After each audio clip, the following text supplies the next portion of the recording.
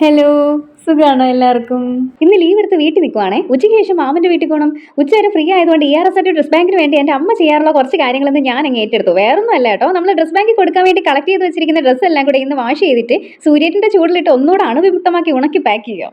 ഞാനേ മിക്ക വീഡിയോയിലും സൂര്യേട്ടനെ കുറിച്ച് പറയാറുണ്ട്. എന്തോ എനിക്ക് ആ പേര് ഭയങ്കര ഇഷ്ടമാണ് കേട്ടോ. ഈ സൺലൈറ്റ് എന്ന് പറയുമ്പോൾ എന്തോ ഭയങ്കര അകൽച്ച പോലെ തോന്നും. സൂര്യേട്ടൻ എന്ന് പറയുമ്പോൾ സ്വന്തം പോലെ തോന്നും.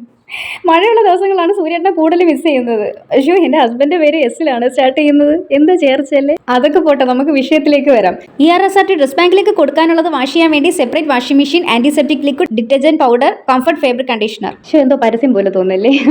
വീട്ടിലേക്ക് വേറെ കാരണം എന്ന് വെച്ച് കഴിഞ്ഞാൽ വീട്ടിലുള്ളവരെ ഇഷ്ടം കൂടി കൺസിഡർ ചെയ്യുമ്പോൾ ഒന്നും അങ്ങോട്ട് ഒത്തു വരുന്നില്ല. അതുകൊണ്ട് അത് ഇത് നേരത്തെ വാങ്ങിയതൊക്കെ തീരാറായപ്പോൾ ഞാൻ 2-3 ഐറ്റംസ് ഇതിനു വേണ്ടി പുതിയത് ഓർഡർ ചെയ്തിട്ടുണ്ടായിരുന്നു. പക്ഷേ ആദ്യം എത്തിയത് നമ്മുടെ സാവ്ലോൺ ആന്റിസെപ്റ്റിക് ലിക്വിഡ് ആണ് കേട്ടോ. ബാക്കിയുള്ളവർ പുറകെ വരുന്നുണ്ടേ. അതുകൊണ്ട് ചെറിയ പാക്കറ്റ് സോപ്പോടെ ഒരു കുഞ്ഞ് സാഷേ കംഫർട്ടും വാങ്ങി. അങ്ങനെ നമ്മുടെ ജോൺ ഹോനയുടെ പെട്ടിയിൽ നിന്ന് കുറച്ച് ദിവസമായി നിറച്ച് വെച്ചിരിക്കുന്ന തുണികളെല്ലാം ഇന്ന് പുറലോകം കണ്ടു കേട്ടോ. ആദ്യം കുറച്ച് തുണി കുടഞ്ഞിട്ട് കറക്കലോട് കറക്കൽ, 1.5 മണിക്കൂറിന് ശേഷം ബാക്കിയുള്ളവരെയും കൂടി ഇട്ട് കറക്കലോട് കറക്കൽ. ഇതിന്റെ ഇടയ്ക്ക് ഞാൻ ഫുഡ് കഴിക്കാൻ പോയി. ആ സമയമാണ് അമ്മ ഡ്രസ്സ് എല്ലാം എടുത്ത് അശയിലിട്ടത്. അപ്പോഴേക്ക് എനിക്ക് പോകാനുള്ള ടൈം ആയിട്ടുണ്ട് കേട്ടോ. എന്നെ വിളിക്കാൻ മാമൻ വന്നിട്ടുണ്ട്. അപ്പോൾ ശരി, അടുത്ത വീഡിയോയിൽ കാണാം. എല്ലാവരും ഹെൽത്തി ആയിട്ടിരിക്കുക, ഹാപ്പി ആയിട്ടിരിക്കുക. ടാറ്റാ.